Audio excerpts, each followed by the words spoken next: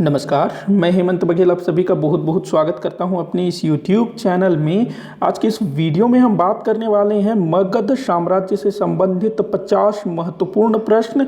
यहां मैंने जितने भी क्वेश्चन लिए हैं सभी किसी ना किसी परीक्षा में आ चुके हैं और आने वाले किसी भी प्रतियोगी परीक्षा में पूछे जाने की पूरी संभावना बनती है। तो आप लोग वीडियो को आखिर तक जरूर देखिएगा और कोशिश करिएगा कि मेरे उत्तर बताने से पहले आप लोग अपना उत्तर बता दें। प्रश्नों का जो प्रारूप है वो एक लाइन वाला है, मतलब मैंने प्रश्नों के लिए किसी प्रकार का कोई भी विकल्प नहीं दिया है। हाँ, मैं प्रश्नों को डिस्क्राइब जरूर करता जाऊंगा, तो वीडियो को आखिर तक जरूर देखिएगा। अच्छा लगे तो लाइक और शेयर भी करिएगा। तो चलिए शुरू करते हैं। सबसे पहला क्वेश्चन मैंने यहाँ लिया है, मगध साम्राज्य पर शासन करने वाला प्रथम राज्यवंश किसे माना जाता है। राज्यवंश नहीं, राजवंश है ये। तो प्रथम राजवंश किसे माना जाता है, तो हर्यक वंश को बोला जाता है। लेकिन पुराणों के आधार पर अगर हम लोग देखें तो वृहद्रथ वंश, वृहद्रथ वंश, इसी वृहद्रथ वंश में जरासंघ नामक शासक हुआ था। तो इसको जो है पुराणों के आधार पर प्रथम राजवंश माना जा सकता है। वहीं लेकिन ऐतिहासिक तौर पर हर्यक वंश को प्रथम राजवंश माना जाता है। दोनों चीज़ें आप लोग ध्यान में रखिएगा। और वृहद्रथ वंश का जो एक शासक था जरासंघ, उसके बारे में याद रखेंगे। वो मगध का राजा हुआ करता था महाभारत काल में। महाभारत अगर आप देखेंगे पढ़ेंगे तो उसमें मगध के शासक के रूप में वृहद्रथ वंशीय जरासंघ का जिक्र आता है। अगला क्वेश्चन देखते हैं, हर्यक वंश का संस्थापक कौन था। हर्यक वंश, तो इस वंश का संस्थापक था बिंबिसार ने हर्यक वंश की स्थापना की थी। अच्छा, एक चीज़ मैं बताना चाहूँगा बिंबिसार के विषय में कि इतिहास में ना बिंबिसार से मिलता जुलता एक और नाम मिलता है, बिंदुसार। तो कई सारे जो बच्चे हैं बिंदुसार और बिंबिसार में कंफ्यूज हो जाते हैं। बिंबिसार का बिंदुसार कर देते हैं, बिंदुसार का बिंबिसार कर देते हैं। बिंदुसार कौन था, ये चंद्रगुप्त मौर्य का पुत्र था और अशोक का पिता था। तो कैसे याद रखोगे, तो चंद्र बिंदु से आप लोग बिंदुसार को याद रखिएगा, बिंबिसार अपने आप अलग हो जाएगा। तो हर्यक वंश का संस्थापक था बिंबिसार। अगला क्वेश्चन है, किस राजवंश को पितृहंता वंश कहा जाता है। तो ये बहुत बार पूछा गया क्वेश्चन है। तो हर्यक वंश को ही पितृहंता वंश के नाम से जाना जाता है, क्योंकि इस वंश के अधिकांश शासकों की हत्या उनके पुत्रों द्वारा की गई थी। बिंबिसार जो कि हर्यक वंश का संस्थापक था, उसकी हत्या उसके पुत्र अजातशत्रु ने कर दी। अजातशत्रु की हत्या उसके पुत्र उदयन ने कर दी। उदयन की हत्या उसके पुत्र द्वारा कर दी गई। इसी कारण इस वंश को पितृहंता वंश के नाम से जाना जाता है। अगला क्वेश्चन है, बिंबिसार का अन्य नाम क्या मिलता है। तो बिंबिसार का एक दूसरा नाम क्या मिलता है, बहुत बार ये पूछा गया है। तो इसका जो दूसरा नाम मिलता है श्रेणिक। ध्यान रखेंगे, बहुत बार ये भी पूछा गया, श्रेणिक। तो बिंबिसार श्रेष्ठ था, इसीलिए उसने जो है राज्य स्थापना की। ऐसे आप लोग याद रखेंगे, बिंबिसार श्रेष्ठ था, श्रेष्ठ से श्रेणिक। अगला क्वेश्चन है, बिंबिसार ने किस स्थान को अपनी राजधानी बनाई थी। तो बिंबिसार ने किस स्थान को अपनी राजधानी बनाई थी, तो इसने जो है अपना क्या कहते हैं ग्रीवरज और राजगृह, ग्रीवरज जिसके समय में राजधानी थी, एक नाम राजगृह भी मिलता है। ग्रीवरज और राजगृह दोनों नाम आप लोगों को याद रखना है, राजगृह। तो ध्यान रखेंगे। वैसे ग्रीवरज ही इसका असल आंसर होना चाहिए, क्योंकि बाद में इसने जो है राजगृह नामक नगर की स्थापना की थी बिंबिसार ने। उसके बाद इसके बेटे ने जहाँ तक इसको राजधानी बनाई थी, तो इसका आंसर ना गिरिव्रज ही होना चाहिए। तो बिंबिसार की राजधानी क्या थी, गिरिव्रज। अगला क्वेश्चन है, बिंबिसार ने अपने समय में किस महाजनपद को विजित किया एवं वहां अपने पुत्र अजातशत्रु को प्रशासक के रूप में नियुक्त किया। तो बिंबिसार ने अंग महाजनपद को जीता था। अंग महाजनपद जो कि पूर्व में था, आज का जो बंगाल में जो मुंगेर वगैरह जो क्षेत्र है ना, उस तरफ कहीं पड़ता था अंग। इसकी राजधानी चंपा थी। तो जो बिंबिसार है इसने अंग महाजनपद को जीता और अपने पुत्र अजातशत्रु को वहां के गवर्नर के रूप में नियुक्त कर दिया, मतलब प्रशासक या फिर कहें उपराजा। महाभारत में अंग महाजनपद का जिक्र होता है। अंग का शासक कौन था महाभारत काल में, कर्ण, अंगराज कर्ण। दो ध्यान रखेंगे। अगला क्वेश्चन है, बिंबिसार ने किस गणराज्य से वैवाहिक संबंध स्थापित किया था। तो गणराज्य पूछ रहा है, ध्यान से सुनिएगा। तो बिंबिसार ने किस गणराज्य से वैवाहिक संबंध स्थापित किया था, तो वैशाली में लिच्छवी कुल के लोग शासन करते थे। वहाँ जो लिच्छवी कुल के शासक थे चेटक, तो चेटक की पुत्री थी जिसका नाम था चेलना। क्या नाम था चेटक की पुत्री का? चेलना। तो इसने जो है चेलना से विवाह किया था और इसी चेलना से अजातशत्रु का जन्म हुआ था। तो बिंबिसार द्वारा वैशाली गणराज्य के प्रमुख चेटक की पुत्री चेलना से विवाह किया गया। अच्छा, चेटक की बहन थी त्रिशला, जिसका विवाह हुआ था महावीर स्वामी जी की माता से। अगला क्वेश्चन देखते हैं, बिंबिसार को किस राज्य से वैवाहिक संबंध स्थापित करने पर काशी अथवा काशी का कुछ क्षेत्र दहेज के रूप में प्राप्त हुआ? तो देखिए, बिंबिसार ने वैशाली के चेलना से विवाह किया। इसके अलावा उसने जो है कोसल से भी वैवाहिक संबंध स्थापित किया। तो कोसल में उस समय प्रसेनजीत वो राजा हुआ करते थे। तो आपको ये भी याद रखना है कि बिंबिसार के टाइम पर दूसरे जो महाजनपद थे वहाँ कौन कौन राजा हुआ करते थे। तो वैशाली में चेटक था, कोसल में प्रसेनजीत था।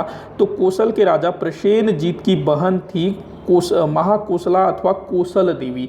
तो उससे इसने विवाह किया बिंबिसार ने, और इस विवाह के फलस्वरूप आज का जो काशी है ना, वाराणसी, तो वाराणसी अथवा मतलब काशी अथवा उसका कुछ क्षेत्र दहेज के रूप में प्राप्त हुआ था और इस क्षेत्र से 1 लाख रुपए वार्षिक आमदनी प्राप्त होती थी। अगला क्वेश्चन है, बिंबिसार के राज दरबार में रहने वाले वैद्य का क्या नाम था? तो बिंबिसार के दरबार में जीवक नाम का प्रसिद्ध वैद्य रहा करता था और बिंबिसार ने इस वैद्य को अवंती के राजा प्रदोत के चिकित्सा हेतु अवंती भेजा था। अगला क्वेश्चन है, बिंबिसार ने अपने राजवैद्य को किस राजा की चिकित्सा हेतु भेजा था? तो वही राजा प्रदोत। प्रदोत कहाँ के राजा थे? अवंती के राजा थे। ये भी बहुत बार पूछा गया क्वेश्चन है। अगला क्वेश्चन है, बिंबिसार ने राजकुमारी क्षेमा के साथ विवाह किया, यह किस राज्य की राजकुमारी थी? तो देखिए, जो बिंबिसार था ना, उसने 3 विवाह किए थे। सबसे पहला तो वो जो चेटक की बहन वैशाली की राजकुमारी चेलना, दूसरा कोसल की राजकुमारी प्रसेनजीत की बहन महाकोसला या कोसल देवी। उसके बाद मद्र जो है ना, आज का जो पंजाब है उस तरफ हुआ करता था मद्र राज्य। तो मद्र राज्य की राजकुमारी क्षेमा के साथ भी इसने विवाह किया था। 3 विवाह अक्सर पूछे जाते हैं। बिंबिसार ने किस नवीन नगर की स्थापना की? तो इसने जो है राजगृह नामक नवीन नगर की स्थापना की, जिसको इसके पुत्र अजातशत्रु ने अपनी राजधानी बनाई। अच्छा, मैं एक चीज़ बताना चाहूँगा कि मगध साम्राज्य पर ना डिटेल में मेरे चैनल पर वीडियो मिल जाएगा, मैं उसका लिंक नीचे डिस्क्रिप्शन में दे दूंगा, तो आप लोग उसको देखना चाहें तो देख सकते हैं। मेरा ख्याल है आप लोग पहले उसको देखिए, उसके बाद क्वेश्चन आंसर करिए, तब ज़्यादा सही रहेगा। तो 13वां क्वेश्चन देखते हैं। तो 13वां क्वेश्चन है, हर्यक वंश के किस शासक को कुणिक भी कहा जाता है? कुणिक किसको कहा जाता है? अजातशत्रु को। देखिए, इसके पिता बिंबिसार को क्या कहा जाता है? श्रेणिक, और इसको कहा जाता है कुणिक। तो ध्यान रखेंगे, पूछा जाता है भी। सॉरी, मैं क्या लिख दिया। तो अजातशत्रु को कुणिक कहा जाता था। अगला क्वेश्चन है, काशी एवं वज्जी संघ को जीतकर मगध साम्राज्य का अंग किस शासक ने बनाया? तो अजातशत्रु ने जीता काशी और वज्जी संघ को। देखिए, मगध के किन शासकों ने दूसरे किन महाजनपदों को जीतकर मगध साम्राज्य का अंग बनाया, अक्सर पूछा जाता है। जैसे कि अंग महाजनपद को बिंबिसार ने जीता, वैसे ही पूछेगा काशी को किसने जीता, वज्जी को किसने जीता? तो अजातशत्रु ने जीता। अगला क्वेश्चन है, रथमुसल और महाशिलाकंटक किस शासक से संबंधित था? तो रथमुसल और महाशिलाकंटक ये जो है एक प्रकार के हथियार थे, तो ये अजातशत्रु से संबंधित थे। अजातशत्रु ने जो है काशी वज्जी के खिलाफ इन हथियारों का प्रयोग किया था। रथ मुसल मतलब रथ में कोई किसी प्रकार का कोई मुसल कुछ लगाया गया रहा होगा, जिससे शत्रुओं पर आघात किया जाता रहा होगा। महाशिलाकंटक मतलब शिला मतलब क्या है? पत्थर। तो पत्थर वत्थर फोड़ने वाला कुछ मशीन होगा या फेंकने वाला मशीन, तो जो भी है, तो ये अजातशत्रु से संबंधित था। अगला क्वेश्चन है, किस शासक ने राजगृह में गौतम बुद्ध के कुछ अवशेषों को लाकर एक स्तूप का निर्माण करवाया? तो अजातशत्रु। देखिए, अजातशत्रु के शासनकाल में 483 ईसा पूर्व में गौतम बुद्ध जी को महापरिनिर्वाण प्राप्त हुआ। कहाँ पर? मल्ल महाजनपद के कुशीनगर में। और जो अजातशत्रु थे उस समय ये मगध पर शासन कर रहे थे, तो इन्होंने जो है बुद्ध के कुछ अवशेषों को राजगृह में मंगवाया और वहाँ पर एक स्तूप का निर्माण करवाया। अगला क्वेश्चन है, प्रथम बौद्ध संगीति का आयोजन किस शासक द्वारा करवाया गया? तो अजातशत्रु के द्वारा करवाया गया था 483 ईसा पूर्व में ही, जब महात्मा बुद्ध जी को निर्वाण प्राप्त हुआ। कहां पर करवाया गया था? तो राजगृह में करवाया गया था, ध्यान रखना। अगला क्वेश्चन देखते हैं, परिशिष्ट पर्वन, गार्गी संहिता एवं वायु पुराण के अनुसार किस शासक द्वारा गंगा एवं सोन नदी के संगम पर पाटलिपुत्र नामक नगर की स्थापना की गई थी? तो किसके द्वारा की गई थी? उदायन के द्वारा। उदायन कौन था? ये था अजातशत्रु का पुत्र। तो इसने जो है गंगा और सोन नदी के संगम पर पाटलिपुत्र नामक नगर की स्थापना की। ये जो पाटलिपुत्र है आगे चल करके मगध साम्राज्य ही नहीं पूरे भारत का प्रशासनिक केंद्र बन जाता है, शक्तिशाली केंद्र बन जाता है। तो उदायन ने पाटलिपुत्र नगर की स्थापना की। कहाँ से पता चलता है? तो परिशिष्ट पर्वन, गार्गी संहिता और वायु पुराण। तो स्रोत भी आप लोगों को याद रखना है। अगला क्वेश्चन है, नंद वंश का अंतिम शासक कौन हुआ?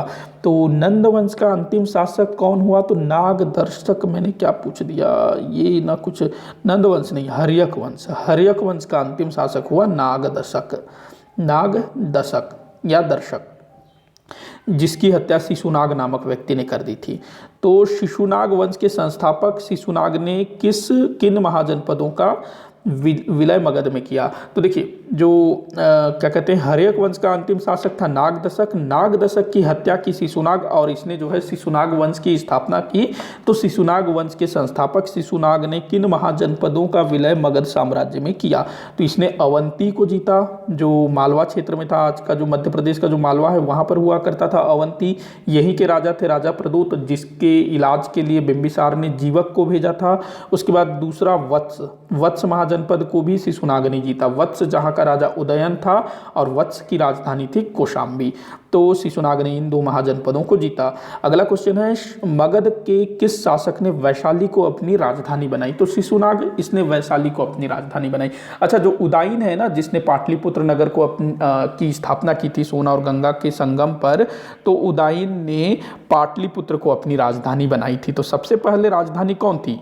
ग्रीवरज थी बिंबिसार के टाइम पर। उसके बाद अजातशत्रु के समय राजगृह राजधानी हुई और फिर उदायन के समय पर पाटलिपुत्र राजधानी हुई। इसके बाद जो शिशुनाग है उसने राजधानी पाटलिपुत्र से कहाँ स्थानांतरित की? वैशाली। तो ध्यान रखेंगे, ये मतलब चौथी राजधानी हुई। अगला क्वेश्चन है, किस शासक के शासनकाल में पाटलिपुत्र मगध की स्थायी राजधानी बन गई? तो ये बना कालाशोक के समय पर। कालाशोक कौन था? ये था अपना जो शिशुनाग है ना, उसका पुत्र था कालाशोक। देखिए जो क्या कहते हैं, शिशुनाग ने वैशाली को राजधानी बनाई थी, लेकिन जो कालाशोक है उसने वैशाली के स्थान पर पुनः पाटलिपुत्र को मगध की राजधानी बनाई और इसके बाद जो है पाटलिपुत्र ही मगध की स्थायी राजधानी बन गई। तो कालाशोक के टाइम पर देखिए दो चीजें हैं, उदायन ने पाटलिपुत्र की स्थापना की और अपनी राजधानी बनाई। उसके बाद कालाशोक के समय में पाटलिपुत्र मगध की स्थायी राजधानी बन गई। बीच में थोड़े समय के लिए वैशाली मगध की राजधानी थी शिशुनाग के टाइम पर। अगला क्वेश्चन देखते हैं, कुशल प्रशासन की ओर सर्वप्रथम किस शासक ने जोर दिया? कुशल प्रशासन पूछ रहा है, तो ये बिंबिसार का नाम याद रखेंगे। बिंबिसार वह पहला शासक था जिसने कुशल प्रशासन की ओर ध्यान दिया और इसने कई सारे अधिकारियों की नियुक्ति भी की। अगला क्वेश्चन, बिंबिसार के समय संबंधक महामात्र, जिसको सर्व महामात्र भी कहा जाता है, नामक अधिकारी का संबंध था। तो ये किस प्रकार का अधिकारी होता था? सामान्य प्रशासन का प्रमुख अधिकारी। तो ये नाम आप लोग याद रखेंगे। तो जो क्या कहते हैं, बिंबिसार, जिसने कुशल प्रशासन की ओर सबसे पहले ध्यान दिया, तो इसने जो है सर्व महामात्र नामक अधिकारी की नियुक्ति की, जो सामान्य प्रशासन का प्रमुख अधिकारी हुआ करता था। बिंबिसार के समय बोहारिक महामात्र किस विभाग का प्रधान अधिकारी होता था? बोहारिक, अथवा इसको व्यवहारिक महामात्र भी कहा जाता है। तो ये जो है प्रधान न्यायिक अधिकारी होता था, जज होता था, ये जज, न्यायाधीश। तो न्याय संबंधी अधिकार को बोहारिक महामात्र कहा जाता था बिंबिसार के टाइम पर। तो इनको याद रखना। अगला क्वेश्चन है, किस शासक ने गौतम बुद्ध जी को बेलवन नामक उद्यान दान में दिया था? तो ये क्वेश्चन अब बहुत बार पूछा जाता है। तो बेलवन नामक उद्यान गौतम बुद्ध जी को किसने दिया था? तो बिंबिसार ने दिया था। बिंबिसार गौतम बुद्ध जी के समकालीन थे। तो जब गौतम बुद्ध जी राजगृह आते हैं तो बिंबिसार जो है बेलवन नामक उद्यान इनको भेंट स्वरूप देते हैं। अगला क्वेश्चन है, शक्ति संपन्न राज्य के रूप में मगध का उत्कर्ष किस शासक के शासनकाल में माना जाता है? शक्तिशाली शक्ति संपन्न राज्य के रूप में। तो ये अजात शत्रु के टाइम पर माना जाता है। वैसे तो बिंबिसार ने राज्य विस्तार करना शुरू कर दिया था, लेकिन जो अजात शत्रु था वो साम्राज्य विस्तार की ओर लगभग पागल हो चुका था। उसने काशी वज्जी जैसे क्षेत्रों को जीता, तो अजात शत्रु के टाइम पर शक्ति संपन्न राज्य साम्राज्य के रूप में उभरा। अगला क्वेश्चन है 28वां क्वेश्चन, किस शासक के शासनकाल में गौतम बुद्ध जी को महापरिनिर्वाण प्राप्त हुआ? तो अजात शत्रु के टाइम पर 483 ईसा पूर्व में, ध्यान रखेंगे 483 ईसा पूर्व में अजात शत्रु शासन कर रहा था। तो उसी समय गौतम बुद्ध जी को महापरिनिर्वाण प्राप्त हुआ। कहाँ पर? कुशीनगर में। और इसी समय जो है प्रथम बौद्ध संगीति का भी आयोजन किया गया। अगला क्वेश्चन है, शिशुनाग वंश का अंतिम शासक कौन था? शिशुनाग वंश का, तो नंदी वर्धन इस वंश का अंतिम शासक हुआ। नंदीवर्धन, ध्यान रखना नंदीवर्धन। और नंदीवर्धन की हत्या कर दी महापद्मनंद ने और नंद वंश की स्थापना की। अगला क्वेश्चन देखते हैं, नंद वंश का संस्थापक कौन था? तो महापद्मनंद, महापद्मनंद इसने जो है नंद वंश की स्थापना की शिशुनाग वंश के अंतिम शासक नंदीवर्धन की हत्या करके। तो महापद्मनंद ने नंद वंश की स्थापना की। सिकंदर के आक्रमण के समय मगध का शासक कौन था? तो घनानंद था। घनानंद, जो कि मगध साम्राज्य का अंतिम शासक था, घनानंद, क्योंकि इसके बाद जो है मौर्य आ जाते हैं। तो घनानंद के टाइम पर पश्चिमोत्तर भारत में सिकंदर का आक्रमण हुआ था। अगला क्वेश्चन है, मगध में शासन करने वाला पहला शूद्र शासक किसे माना जाता है? तो वही महापद्मनंद, जिसने शिशुनाग वंश के अंतिम शासक नंदीवर्धन की हत्या की और नंद वंश की स्थापना की। तो जो नंद शासक थे उनको शूद्र कहा गया है, ध्यान रखिएगा इस चीज को। तो प्रथम शूद्र शासक जिन्होंने मगध पर शासन किया महापद्मनंद, वंश पूछे तो नंद वंश। अगला क्वेश्चन है, किस शासक को यूनानियों द्वारा अग्रमीज और जैन्द्रमीज कहा गया? अग्रमीज और जैन्द्रमीज, देखिए जो यूनानी थे ना, वो भारतीय शासकों के नामों का उच्चारण नहीं कर पाते थे, वो लोग अपने हिसाब से लिख देते थे। तो इन्होंने जो है घनानंद, जो नंद वंश का अंतिम शासक सिद्ध हुआ, तो इसको जो है अग्रमीज और जैन्द्रमीज कहते थे यूनानी। अगला क्वेश्चन, महापद्मनंद ने कलिंग पर आक्रमण किया था, यह जानकारी कहाँ से प्राप्त होती है? तो महापद्मनंद ने कलिंग, जो आज का उड़ीसा है, उस पर आक्रमण किया और उस पर अधिकार किया था। तो ये कहाँ से पता चलता है? खारवेल, जो कि कलिंग का एक राजा था, इसके द्वारा एक अभिलेख जारी किया गया था, हाथी गुम्फा अभिलेख। तो इसी हाथी गुम्फा अभिलेख से ही जानकारी प्राप्त होती है कि जो महापद्मनंद है उसने कलिंग पर आक्रमण किया और कलिंग पर अधिकार कर लिया था। अगला क्वेश्चन है, मगध साम्राज्य का सबसे विशाल साम्राज्य किस शासक के शासनकाल में था? तो ये घनानंद के टाइम पर था। ध्यान रखना, घनानंद के समय में मगध साम्राज्य बहुत ज़्यादा विशाल हो गया था, क्योंकि उसके जो महापद्मनंद था उसने कलिंग तक को जीत लिया था। अगला क्वेश्चन, अनुलंघित शासक, भार्गव, एकराट एवं पृथ्वी का राजा आदि किस शासक की उपाधि थी? तो ये महापद्मनंद को बोला जाता था। जो नंद वंश का संस्थापक था महापद्मनंद, जिसने कलिंग पर आक्रमण किया, उसको जो है अनुलंघित शासक, भार्गव, एकराट, पृथ्वी का राजा आदि इसकी उपाधियां थी। अगला क्वेश्चन है 37वां, हर्यक वंश का शासनकाल था। तो हर्यक वंश का शासनकाल कब से कब तक था? तो 545 से लेकर के 412 तक इनका शासनकाल था। कई सारे पुस्तकों में जो है 545 के स्थान पर 544 भी देखने को मिलता है। थोड़ा सा एक साल का फर्क देखने को मिलता है, उसमें कन्फ्यूजन मत होइएगा। अगला क्वेश्चन है, हर्यक कुल के शासक किस वंश के उपशाखा से संबंधित थे? तो जो हर्यक कुल के शासक थे ना, बिंबिसार, अजातशत्रु, इनको नाग वंश का माना गया है, नागवंशी शासक बोला गया है, नागवंश। अगला क्वेश्चन है, जब बिंबिसार ने अंग महाजनपद पर आक्रमण किया, वहां का शासक कौन था? तो जिस समय बिंबिसार ने अंग को जीता, वहां पर ब्रह्मदत्त नामक शासक शासन कर रहा था। ब्रह्मदत्त, ध्यान रखेंगे, ब्रह्मदत्त था अंग का शासक। अगला क्वेश्चन है, बिंबिसार ने कितने वर्ष तक शासन किया? तो बिंबिसार ने 52 वर्ष तक शासन किया था। बहुत लंबा समय होता है। तो बिंबिसार ने 52 वर्ष तक शासन किया। कब से कब तक? तो 545 से लेकर के 493 ईसा पूर्व तक। तो 52 वर्ष काफ़ी लंबा पीरियड होता है। अजातशत्रु इसी कारण परेशान हो गया होगा कि मेरा जो पिता है वो मर नहीं रहा है, तो इसीलिए उसने अपने पिता की हत्या कर दी होगी। अगला क्वेश्चन देखते हैं, कौशल नरेश प्रसेनजीत ने अपनी पुत्री वाजिरा का विवाह मगध के किस शासक से करवाया था? ये से है। तो प्रसेनजीत की बहन का विवाह हुआ था बिंबिसार के साथ। तो जो प्रसेनजीत ने अपनी पुत्री का विवाह, जिसका नाम था वाजिरा, किससे करवाया था? अजातशत्रु से, बिंबिसार के पुत्र से। तो ध्यान रखना। अगला क्वेश्चन है, अवंती और मगध के मध्य 1 सदी तक चलने वाला संघर्ष किस शासक के समय समाप्त हुआ? देखिए, अवंती जहाँ का शासक राजा प्रदोत था, बिंबिसार के समय में जीवक जो राजवैद्य था उसको बिंबिसार ने भेजा था राजा प्रदोत के पास। तो आगे चल करके अवंती और मगध के बीच संघर्ष शुरू हो गया, क्योंकि दोनों जो है अपना वर्चस्व स्थापित करना चाहते थे। जो मगध है वो अवंती को जीतना चाहता था, अवंती मगध को जीतना चाहता था। तो ये जो चीज़ है, ये जो संघर्ष है, अजातशत्रु के समय भी चला, उसके उत्तराधिकारियों के समय भी चला, लगभग 1 सदी तक चला, मतलब 100 वर्ष तक ये संघर्ष चलता रहा। इसका अंत कब हुआ? शिशुनाग के टाइम पर। शिशुनाग, जिसने अवंती को जीत करके मगध का अंग बना लिया। तो शिशुनाग के समय में अवंती और मगध का संघर्ष वो समाप्त हो गया। अगला क्वेश्चन है, भास की रचना स्वप्न वासव दत्ता में मगध की राजकुमारी पद्मावती का विवाह वत्सराज उदयन के साथ हुआ, यह किसकी कन्या थी? तो देखिए, जो भास है एक नाटककार है, गुप्तकालीन है, गुप्तों के समय हुआ था भास। इसने बहुत सारे नाटकों की रचना की थी, जिसमें से प्रमुख है स्वप्न वासव दत्ता। स्वप्न वासव दत्ता नाटक है।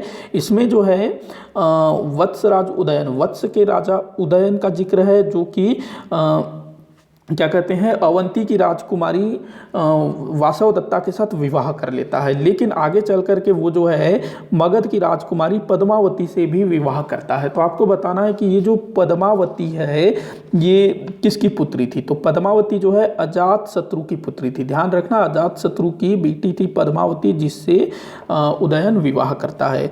अगला क्वेश्चन है, शिशुनाग ने वैशाली को अपनी राजधानी बनाई, इसके पीछे कारण क्या था? तो मैंने बताया कि जो शिशुनाग था उसने पाटलिपुत्र के स्थान पर वैशाली को अपनी राजधानी बनाई थी। तो इसके पीछे कारण ये था कि जो वज्जी संघ था, वज्जी संघ का प्रमुख स्थल हुआ करता था वैशाली, जहाँ लिच्छवी लोग शासन करते थे।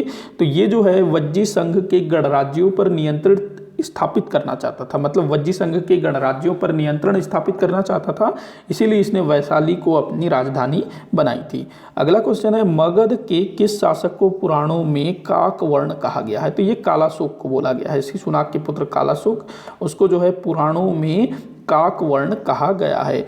अगला क्वेश्चन है, मगध के किस शासक के शासन काल में मगध एक विशाल साम्राज्य के रूप में परिणत हो गया?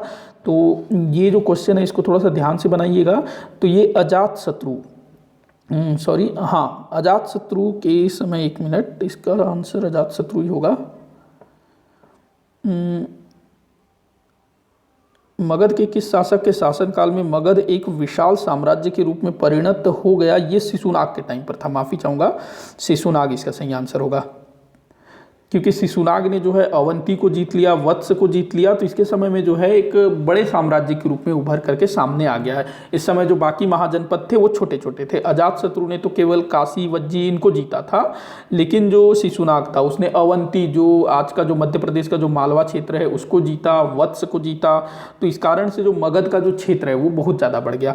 तो मगध के किस शासक के शासनकाल में मगध एक विशाल साम्राज्य के रूप में परिणत हुआ? तो ये शिशुनाग के टाइम पर हुआ था। ध्यान रखिएगा इस चीज को। नंदवंश का अंतिम शासक किसके द्वारा किया गया? ये क्या पूछा है? नंदवंश का अंत, अच्छा, नंदवंश का अंत किसके द्वारा किया गया? तो चंद्रगुप्त मौर्य, जिसने अपने गुरु चाणक्य के साथ मिलकर के नंदवंश का उन्मूलन किया। जो नंदवंश का अंतिम शासक था घनानंद, उसको अपदस्थ करके मौर्य वंश की स्थापना की। अगला क्वेश्चन है, मगध का प्रथम साम्राज्यवादी शासक किसे माना जाता है? तो अजातशत्रु को माना जाता है। देखिए, अजातशत्रु प्रथम साम्राज्यवादी शासक, वहीं मगध बड़े साम्राज्य, विशाल साम्राज्य के रूप में कब परिणत हुआ? तो शिशुनाग के टाइम पर। ध्यान रखना, दो अलग अलग चीजें हैं, कंफ्यूज मत होइएगा। अगला क्वेश्चन है, किस शासक को सर्वछत्रांतक एवं दूसरा परशुराम कहा जाता है? तो किसको कहा जाता है सर्वछत्रांतक? तो महापद्मनंद को। महापद्मनंद, इसको जो है सर्वछत्रांतक मतलब क्षत्रियों का अंत करने वाला कहा जाता है। और दूसरा परशुराम भी कहा जाता है, क्योंकि परशुराम जी ने भी क्षत्रियों के साथ युद्ध किया था। अगला क्वेश्चन देखते हैं, 50वां क्वेश्चन, व्याकरणाचार्य पाणिनि जिन्होंने महाभाष्य की रचना की, वे किसके समकालीन थे? तो जो पाणिनि, जिन्होंने क्या कहते हैं महाभाष्य, इनकी रचना है पाणिनि की, पूछी जाती है अक्सर। तो ये महापद्मनंद के समकालीन थे और कहा जाता है कि महापद्मनंद के अच्छे मित्र थे। अगला क्वेश्चन है, तो मैंने 50 से ज़्यादा क्वेश्चन लिया है, मात्र 3 ही क्वेश्चन है एक्स्ट्रा।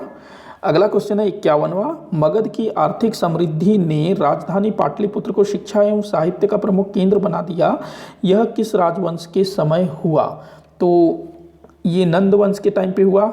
मगध जो है नंद वंश के समय में आर्थिक रूप से बहुत ज़्यादा समृद्ध था, और जो पाटलिपुत्र है वो शिक्षा और साहित्य का प्रमुख केंद्र बन गया था। किसके समय में? नंदों के समय में। अगला है, नंद वंश का अंतिम शासक कौन था? तो घनानंद था नंद वंश का अंतिम शासक, जिसका अंत चंद्रगुप्त मौर्य द्वारा किया गया। गौतम बुद्ध के समकालीन मगध के शासक थे। तो गौतम बुद्ध के समकालीन मगध के शासक कौन कौन थे?